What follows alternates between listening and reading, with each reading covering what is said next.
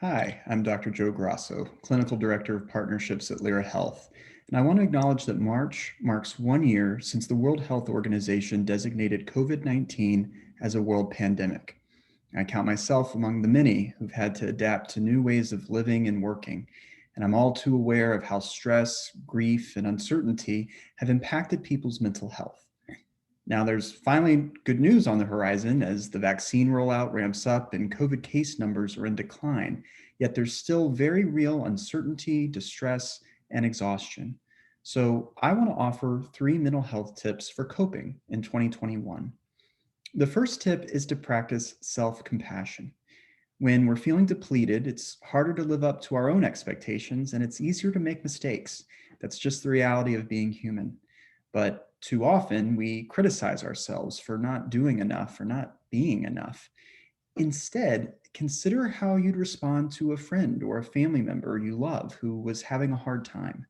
Would you give them words of reassurance?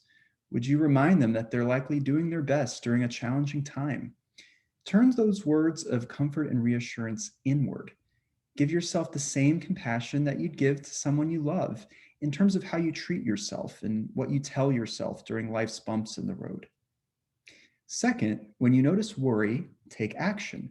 It's perfectly natural to worry in uncertain times, but our what if thoughts about the future are often scarier than what's likely to actually happen.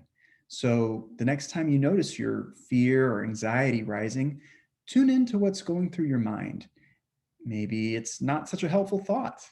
Unless the thought is helping you solve a problem, helping you see things more accurately, or helping you feel better, it's probably worth giving yourself permission to instead focus on what you can do, whether that's seeking guidance or making a plan, solving a problem, or even just doing something to take care of your health or put you in a better mood.